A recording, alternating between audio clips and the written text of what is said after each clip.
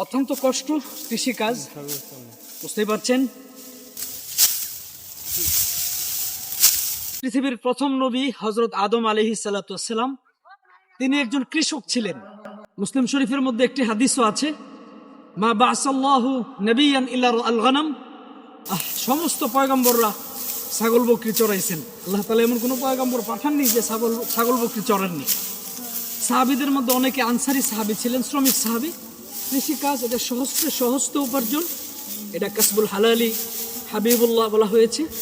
অত্যন্ত হালাল পন্থায় একটি প্রক্রিয়া। মানুষের জীবিকা নির্বাহ করার জন্য যে কৃষি কাজ আমরা করে থাকি, এটি অত্যন্ত গুরুত্বপূর্ণ। আমাদের বাংলাদেশের কোনো মানুষ যদি কৃষি কাজকে অপছন্দ করে, তাহলে সে তার জাতিসত্তাকে অপছন্দ করলো। তামাম জগৎবাসীকে একটি মেসেজ নবী পাক দিয়েছেন, রুতুল আজিরা জাওয়াহু ক্বাবলা আইয়াজুফা ইরকা। শ্রমিকের শ্রম দেওয়ার পরে ধান কাটার জন্য আপনি কাজের লোক নিয়েছেন, সারাদিন ধান কেটেছে, বিকালবেলা তার শরীর থেকে গাম শুকানোর পূর্বেই তার ন্যায্য মূল্যটা তাকে পৌঁছে দাও। এটা নবী পাকের বক্তব্য। আমাদের নবীজি মুহাম্মদুর রাসূলুল্লাহ, সর্বকালের সর্বযুগের শ্রেষ্ঠ নবীজি, দ্য প্রফেট মুহাম্মদ সাল্লাল্লাহু আলাইহি ওয়াসাল্লাম is the most successful personality of the world. তাম পৃথিবীর সকল দিক থেকে সফলতম যে ব্যক্তি আমাদের নবী মুহাম্মদুর রাসূলুল্লাহ, তিনি একজন শ্রমিকের হাতে চুমু দিয়ে তার মূল্য বাড়িয়েছেন, তার দাম বাড়িয়েছেন। আলহামদুলিল্লাহ, আমি আজকে ধান কাটছি আমাদের খেতে, ধান খেতে। আশপাশে দেখছেন অনেক সুন্দর ধান ফসলাদি, অত্যন্ত চমৎকার সুন্দরভাবে হয়েছে। অত্যন্ত কষ্ট কৃষিকাজ, বুঝতেই পারছেন।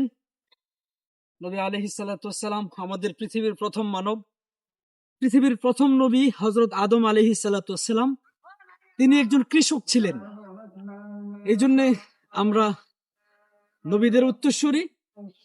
সেই সূত্রে মুসলিম শরীফের মধ্যে একটি হাদিসও আছে, মা বাসাল্লাহু নবিয়ান ইল্লা আল গনাম, সমস্ত পয়গম্বররা ছাগল বকরি চড়াইছেন। আল্লাহ তাআলা এমন কোনো পয়গম্বর পাঠাননি যে ছাগল বকরি চড়াননি।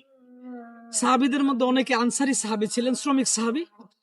সহস্তে উপার্জন, এটা কাসবুল হালালি হাবিবুল্লাহ বলা হয়েছে। অত্যন্ত হালাল পন্থায় একটি প্রক্রিয়া।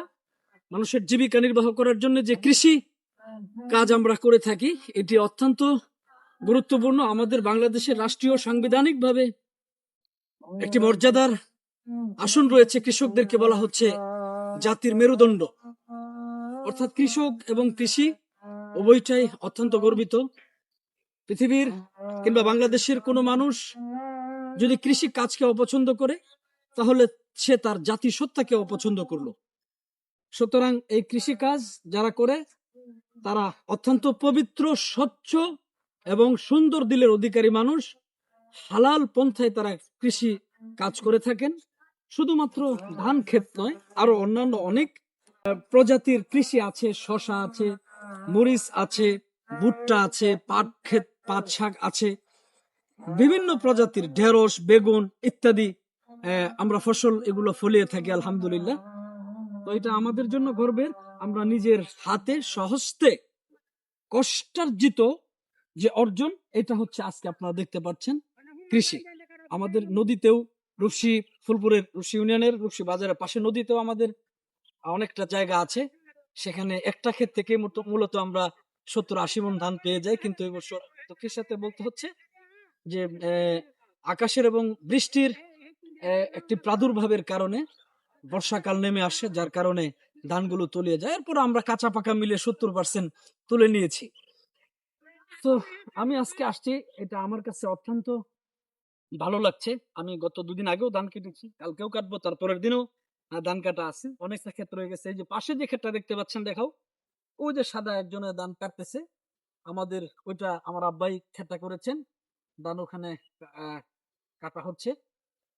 তো আলহামদুলিল্লাহ, এই জায়গাটা হচ্ছে ময়মনসিংহের ফুলপুর থানাধীন রূপসী ইউনিয়নের 62 উত্তর গ্রাম, যেটা আমি যে গ্রামে জন্মেছি, সেটা আমার বাড়ির পিছনের যে অংশ আপনারা দেখতে পাচ্ছেন, এই অনেক বড় বিল আছে, এখানে আমরা ধান ক্ষেত করি। অত্যন্ত কষ্ট করে সে আমার এই প্রেজেন্টেশনটা নিচ্ছেন। তো আমি জাতিকে আসলে মূলত একটা মেসেজ দিতে চাই। মেসেজটা হচ্ছে যে আসলে কাজ কোনোটাই ছোট না। কৃষি কাজ অত্যন্ত সম্মানের। আমি বিশ্বাস করি আমাদের দেশে শ্রমিকদের জন্য একটি দিবসও পালন করা হয়, যে মাসটা চলছে মে মাস, 1 মে। আমরা দেখেছি যে লেনিন, কার্ল মার্কস তারা শ্রমিকদের জন্য আন্দোলন করেছে। তারই স্মরণে, এরই প্রেক্ষিতে আমাদের দেশে শ্রমিক আন্দোলন নামে একটি দিবস পালিত হয় শ্রমিকদেরকে উৎসর্গ করে। কিন্তু শ্রমিক যারা, কাজের লোক যারা ছিল, নবী আলাইহিস সালাতু ওয়াস সালাম সাহাবীদেরকে এই পরিমাণ মর্যাদা দিয়েছেন। একজন সাহাবীর নাম হলো সাদ আনসারী রাদিয়াল্লাহু তাআলা আনহু। তিনি একজন নবীজির সাহাবী, কাজ করেন। এই যে আমি কাজ করছি, আপনারা দেখেন যে হাতের মধ্যে এই যে গিলটি পড়ে যাচ্ছে, এই যে কাছি দিয়ে আমি দান কাটছি, হাতের মধ্যে ঠুসা ঠুসা পড়ে যায়। তো এই কাজের সময় দেখা যাচ্ছে যে আহ, এই শ্রমিক সাহাবী সাদ আনসারী হাতের মধ্যে ঠুসা পড়ে গেছে, গিলটি পড়ে গেছে। নবী আলাইহিস সালাতু ওয়াস সালামকে সালাম দিলেন, মুসাফা করলেন। নবীজির হাতের মধ্যে এই ঠুসা বেজে গেছে। নবী পাক তার হাতে ধরলেন, দেখলেন যে হাতের মধ্যে এটা কি? এই তোমার হাতের মধ্যে সাদ, এগুলো কি হয়েছে? বলে, ইয়া রাসূলুল্লাহ, আমি তো একজন শ্রমিক সাহাবী, আমি তো খেতে খামারে কাজ করি, আমার জীবিকা নির্বাহ করার জন্য হালাল প্রক্রিয়ায়, হালাল পন্থায় আমি হালাল ভাবে ইনকাম করি। এই জন্য আমার শ্রম বিক্রি করার কারণে এই শ্রমের যে চিহ্নগুলো দেখতে পাচ্ছেন, এগুলো আমার কষ্টের চিহ্ন। নবী পাক সাদ আনসারী রাদিয়াল্লাহু তাআলা আনহুর হাতের মধ্যে ধরেছেন, ধরে একটা চুমু দিয়েছেন। আল্লাহু আকবার। এরপরে তামাম জগৎবাসীকে একটি মেসেজ নবী পাক দিয়েছেন, রুতুল আজিরা জাওয়াহু ক্বাবলা আইয়াজুফা ইরকা। শ্রমিকের শ্রম দেওয়ার পরে, ধান কাটার জন্য আপনি কাজের লোক নিয়েছেন, সারাদিন ধান কেটেছে, বিকাল বেলা তার শরীর থেকে ঘাম শুকানোর পূর্বেই তার ন্যায্য মূল্যটা তাকে পৌঁছে দাও। এটা নবী পাকের বক্তব্য। শ্রমিকের ঘাম শুকানোর আগে কি, রাজাহু ক্বাবলা আইয়াজুফা ইরকা, মানে ঘাম শুকানোর আগে তার পারিশ্রমিকটা বুঝিয়ে দাও। তো এটার মর্যাদা পৃথিবীর কোন লেনিন, কার্ল মার্কসকে আমরা দেখিনি, পৃথিবীর কোন রাজাধিরাজ, রাজা বাদশাদেরকে দেখিনি কোন একজন কাজের লোক শ্রমিকের হাতে চুমু দিয়ে তার সম্মান বাড়াতে, যেটা আমাদের নবীজি মুহাম্মদুর রাসূলুল্লাহ, সর্বকালের সর্বযুগের শ্রেষ্ঠ নবীজি, দ্য প্রফেট মুহাম্মদ সাল্লাল্লাহু আলাইহি ওয়াসাল্লাম is the most successful personality of the world. তাম পৃথিবীর সকল দিক থেকে সফলতম যে ব্যক্তি আমাদের নবী মুহাম্মদুর রাসূলুল্লাহ, তিনি একজন শ্রমিকের হাতে চুমু দিয়ে তার মূল্য বাড়িয়েছেন, তার দাম বাড়িয়েছেন। এই জন্য গর্বের সাথে, যারা শুধু আমাদের এই অঞ্চলের রশিবাসী, এই অঞ্চলের লোকজন নয়, আমার বাবা বেশ কয়েকটা মাদ্রাসার পরিচালনা আছে, মসজিদ আছে, সেই সাথে আমি খুব ছোট সময় থেকে এই কৃষি কাজ আমার বাবাকে অত্যন্ত নিবিড় পর্যবেক্ষণ করে দেখেছি, অত্যন্ত সুন্দরভাবে, অত্যন্ত ভালোবাসেন এই কৃষি কাজটাকে। আমি আমার জীবদ্দশায় কখনো দেখিনি যে চাউল কিনে খাইতে বা ধান কিনে খাইতে। আমরা ছোট সময় থেকেই খেতে, মাঠে কাজ করি এবং ফসল ফলাই। এই ফসল ফলানোর ভিত্তিতেই আল্লাহ তাআলার ইচ্ছায় আমরা আমাদের নিজের কষ্টার্জিত ধান ধান রোপণ করে, আল্লাহর মেহেরবানিতে অনেক সুন্দর ধান হয়, এ দিয়ে আমরা জীবিকা নির্বাহ করি। আমাদের গোষ্ঠীর, আমাদের বংশের প্রায় অনেক মানুষই কৃষক, আলহামদুলিল্লাহ।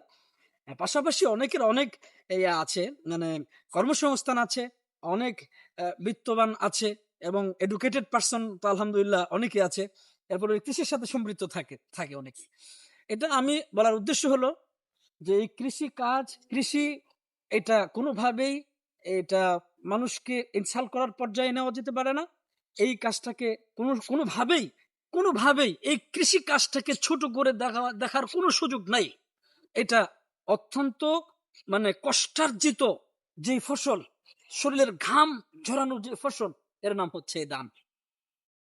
আল্লাহ তাআলা আমাদেরকে কৃষির সকল কাজগুলোর সাথে সম্পৃক্ত থাকা এবং এই ধান যেন আমরা ঘরে নিয়ে যেতে পারি। আকাশের প্রাদুর্ভাব খুবই খারাপ দেখা যাচ্ছে, আল্লাহর কাছে দোয়া করি, আল্লাহুম্মা হাওয়া আলাইনা ওয়ালা আলাইনা, আল্লাহুম্মা আলাল আহকামুল জিবাল ওয়া মানামিতিশ শাজার। নবী পাক এই দোয়া করছেন, তো বৃষ্টি থেমে গেছে। তো আল্লাহ তাআলার কাছে দোয়া করি আমাদের যেন আর মোটামুটি ভাবে 10 থেকে 15 দিন হলেই আমাদের এই ময়মনসিংহের ফুলপুর অঞ্চলে মোটামুটি কৃষি ধান কাটা শেষের দিকে চলে যাবে। এই জন্য আমি দেশবাসীর কাছে সুস্পষ্টভাবে একটা মেসেজ দিতে চাই, অনেক পড়াশোনা করেছেন আপনি, এডুকেটেড পারসন, বাস আলহামদুলিল্লাহ। আপনি এর পাশাপাশি এই আমাদের আরেকটা কথা আমি বলতে চাচ্ছি, এই কৃষির উপরে স্টাডিজ বা গবেষণা পড়াশোনার জন্য পুরো এশিয়া মহাদেশের মধ্যে সব থেকে বড় যে কৃষি ভার্সিটি, এটা আমাদের ময়মনসিংহে অবস্থিত, ময়মনসিংহ কৃষি ইউনিভার্সিটি। বাংলাদেশ তথা ইউরোপ, আমেরিকা, এই এশিয়া মহাদেশের বিভিন্ন রাষ্ট্র থেকে কৃষি কাজ শিক্ষার জন্য আমাদের বাংলাদেশের ময়মনসিংহ এর মধ্যে আসে। আলহামদুলিল্লাহ, ওখান থেকে ডক্টরেট বিভিন্ন থিসিস করে এবং গবেষণা করে তারা ডিগ্রি নিয়ে যায়। এই জন্য এই কৃষি কাজটাকে আমরা অত্যন্ত ভালোবাসি। এই আপনি বড় বড় ডক্টরেটদেরকে দেখেছি, বড় বড় বিদ্যমানদেরকে দেখেছি, বড় বড় এডুকেটেড পার্সনদেরকে দেখেছি, বাংলাদেশের সর্বোচ্চ বিদ্বান ব্যক্তিদেরকে দেখেছি ক্ষেত খামারে কাজ করতে। হ্যাঁ, এই জন্যে আমি যেটা বলতে চাই যে ক্ষেত খামারে কাজ করা এটা লজ্জার কোনো কিছু না। আমাকে পড়াশোনা করেছি, আমার সামনে একটা টেবিল থাকতে হবে, চেয়ার থাকতে হবে, আমার একটা অফিস থাকতে হবে, আমার উদ্যোক্তা বনে যেতে হবে, আমাকে অনেক মানুষ কর্নিশ করতে হবে, আমি মানুষের কাছে প্রতিনিধিত্ব করতে চাই। এই মানসিকতার থেকে আমাদেরকে বের হয়ে আসতে হবে। আমি পড়াশোনা করেছি কৃষির উপরে, যদি আমার গবেষণা থাকে, সার্টিফিকেট থাকে, আমার কৃষির উপরে যদি অধ্যয়ন থাকে, তাহলে আমি সুন্দরভাবে কৃষিটাকে ফলাতে পারবো। এই জন্য এই চাকরির পিছনে না দৌড়িয়ে অনেক যুবক আমাদের দেশে আছে, পড়াশোনা অনেক 20-30 বছর পড়াশোনা করার পরে এক্সপায়ার ডেট হয়ে যায়, সার্টিফিকেটের এক্সপায়ার হয়ে যায়, এক্সপেল হয়ে যায়। এরপরে আরো দেখা যাচ্ছে যে চাকরির জন্য পড়াশোনা করতে করতে নিজেরা হতাশ হয়ে যাচ্ছেন, বা কোনো একটা পর্যায়ে তার যোগ্যতা আছে কিন্তু ওই যে মামা খালু অর্থাৎ ঘুষ না দেওয়ার কারণ, দিতে না পারায় তাদের চাকরি হচ্ছে না। এই জন্য আমি শিক্ষিত বিদ্বান ব্যক্তিদেরকে বলতে চাই, আপনার নিজেকে উদ্যোক্তা বনে যান, আপনি কৃষি কাজ করেন। আপনাকে এই কৃষির মধ্যে আল্লাহ তাআলা বরকত দিয়েছেন, কোনো কাজই ছোট না। আমাদের দেশে একটা প্রচলিত একটা ন্যাচারিটি আছে মানুষের, যে একটু পড়াশোনা করলে এটা আমার জন্য হারাম হয়ে যায় এই কাজ করা। এটা খুবই একটা নিচু মন মানসিকতার পরিচয় দেয় ওই মানুষগুলো। আপনি পাশাপাশি যে কোনো কাজ করেন, এই কৃষি কাজ করা যেতে পারে। আমি দুইটা প্রতিষ্ঠানের সাথে জড়িত, এছাড়াও আমি একটা কলেজে মানে প্রভাষক হিসাবে নিয়োজিত আছি। একাধিক কাজের সাথে আমি জড়িত। বাদ বাকি আমি সময় বের করে কৃষি কাজটাকেও, এটাকে আমি ভালোবাসি, পছন্দ করি, এই কাজটা আমি করি। আপনারা এ পূর্বে একটা ভিডিওতে দেখেছেন ধান নেওয়ার মেশিনে, অত্যাধুনিক যে যন্ত্রপাতির সাহায্যে, মেশিনের প্রযুক্তির সাহায্যে আমরা ক্ষেত থেকে ধান কেটে একেবারে বাড়িতে নিয়ে ধান নিতে পারতেছি, ওটা দেখেছি। কিন্তু এটা আমাদের বাড়ি একদম কাছে। হাতের দ্বারা যদি ধান কাটা হয়, শরীরে একটু কসরত হয়, একটু পরিশ্রম হয়, একটু ভালো লাগে, একটা ব্যায়াম হয়, ফিজিক্যালি একটা ওয়ার্ক হয়। তো সেই হিসাবে ধানটা অক্ষত থাকে, অনেক ধান পড়ে যায় না। কথা অনেক লম্বা বলে ফেলেছি। এই জন্য আমাকে পড়াশোনা করে আমাকে চেয়ার টেবিল নিয়ে অফিসিয়ালি অফিস করতে হবে। এই মুভমেন্টের থেকে আমাদেরকে বের হয়ে আসতে হবে। আমাদের এই দেশের মধ্যে অনেক জায়গা আছে, জায়গাগুলো ব্যবহার করে আমরা বিভিন্ন কৃষি খাতে, এই ধরেন এই ধান করা, এরপরে বিভিন্ন বেগুন, আলু, মরিচ ইত্যাদি, ঢেঁড়স, আরো অনেক কারফুল আছে। এরপরে শশার মধ্যে ব্যাপকভাবে আমাদের দেশে লাভবান হচ্ছে মানুষ। আমরাও একসময় শশা করেছি, এই যে এই ক্ষেতগুলোর মধ্যে শশা করা হয়েছে। এই যে পলাশটা করছে না, এইদিকে পলাশটা করছিল, তোরা তো করছিলি, তো এদিকে ক্ষেত করা হয়েছে। এই জন্য আলহামদুলিল্লাহ আমরা কৃষি কাজের দিকে, আমরা ওল্ড ইজ গোল্ড, আমাদের বাপ দাদাদেরকে দেখে এসেছি। কৃষি কাজ করে আমাদেরকে পড়াশোনা করিয়েছেন, কৃষি কাজ করে নিজেদের জীবনের মান উন্নয়ন করেছেন, আর্থিকভাবে ডেভেলপমেন্ট হয়েছেন। এবং এই কৃষি মধ্যে যারা কাজে লেগে যেতে পারে, কাজ করতে পারে, ধৈর্য এবং কষ্ট সমন্বয়ে যদি কাজটাকে সে করতে পারে, আল্লাহ তাআলা এটাকে বৃথা যেতে দেন না, ফসল অবশ্যই ফসল দেন। এর মাধ্যমে আমরা দেখেছি কৃষি কাজ করে অনেকে বৃত্তবৈভবের মালিক হয়েছেন, অর্থনৈতিক স্বাবলম্বী জীবন পেয়েছেন, জীবনের মান উন্নয়ন করেছেন। এখন আমরা খুব অল্প স্বল্প জড়সড় আকারে, খুব অল্প পরিসরে আমরা কৃষি কাজ করে নিজেদের শুধু কোন রকম এক বছরের খানার খোরাকি হয়ে গেলে এই পরিমাণে আমরা কৃষি কাজ করি, বাকিগুলা ক্ষেতগুলো পড়ে থাকে, যে পড়ে থাকে। এগুলা যদি আমরা একটু কষ্ট করে কাজগুলা করি, তাহলে আমাদের আগের যে ওল্ড ইজ গোল্ড, পুরান চাউল ভাতে পারে একটা কথা আছে, সক্রেটিসের একটি বক্তব্য আছে এটা, যে এই আগে আমাদের বাপদাদারা 30-40 বছর আগে কৃষি কাজ করে তাদের জীবনের মান উন্নয়ন করেছেন, অর্থনৈতিক ডেভেলপমেন্ট হয়েছেন, অনেক জায়গা জমি মালিক হয়েছেন আলহামদুলিল্লাহ।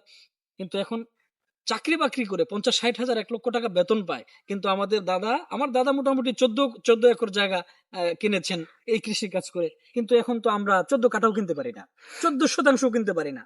কেন পারি না? আমরা এই কৃষি কাজ বরকতপূর্ণ জায়গা থেকে দূরে সরে আমরা আছি চাকুরি শব্দটা কোথা থেকে এসেছে?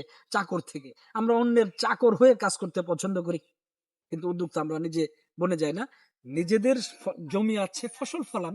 আপনি কৃষি কাজ করেন, কষ্ট হবে, বা আপনার এই যে শরীরের গ্ল্যামার যে চেহারাটা অবশ্যই এটা থাকবে না। আমাদের যেটা আছে এটা ন্যাচারালি অরিজিনাল, রোদ বৃষ্টি ঝড়ে ভিজে যেটা আছে, এটা জানেন আমি গ্রামের মধ্যে থাকি, সব কাজের মধ্যে সম্পৃক্ততা থাকি। তো এই মানুষের এই সৌন্দর্যের চেহারার অবয়ব, এটা আল্লাহ তাআলার দান। এটা আপনার কাজ করলে যে আপনি কালো হয়ে যাবেন, চেহারা নষ্ট হয়ে যাবে, আপনি একেবারে কুৎসিত হয়ে যাবেন, এটাও সুন্দর কথা। এটা আমি বিশ্বাস করি না। তো আলহামদুলিল্লাহ আমরা কৃষকদেরকে দেখি বড় ধরনের, let's come to the point, কৃষিতে যারা জড়িত ছিল আমাদের বাপদাদারা চাচারা আছে, আমি বড় ধরনের কোনো অসুস্থতা, এই কিডনিতে প্রবলেম, ভাল্বের সমস্যা, হার্টের প্রবলেম, এই ধরনের অসুস্থতা আমাদের পুরো গোষ্ঠীর মধ্যে কারো দেখিনি। কিন্তু এখন বসে বসে খেয়ে ওই যে জকিং ওয়ার্কিংটা না থাকার কারণে আমরা বিভিন্ন রোগ আমাদের শরীরে বাসা বাঁধে। কিন্তু আমরা কৃষি কাজ করলে শরীর থেকে মানে সুঠাম। আমরা গ্রামের মানুষগুলো অত্যন্ত স্বাস্থ্য সচেতন না, কিন্তু শক্তিশালী। আমরা যা পাই তাই খাই, খুব একটা মানে এটাকে ইয়া করি না আর কি, ভালোভাবে জাস্টিফাই করি না। আমরা বলি এটাকে তাহকিক করা হয় না, কিন্তু খুব বেশি অসুস্থ আমরা হই না আলহামদুলিল্লাহ। গ্যাস্ট্রিকের ট্যাবলেট মাসে ১-২টা লাগলে লাগে, নয়তো লাগে না। তো এইটা আমরা কাজ করার বদৌলতে যে শরীরের কসরতটা চেয়ে আমরা ব্যবহার করতেছি, ঘাম বিনির্মাণ করতে জড়াইতেছি আমাদের, এর জন্য আল্লাহ তাআলা ওই কাজের মধ্যে লেগে থাকে, ঠিক থাকে। আমরা গ্রামের মানুষগুলো স্বাস্থ্য সচেতন, তবে শহরের ল্যাবরেটরিতে চেক করে তারা খানা খায়, আমরা যা পাই তাই খাই। কিন্তু গ্রামের মানুষ অত্যন্ত স্বাস্থ্য সচেতন এবং শক্তিশালী।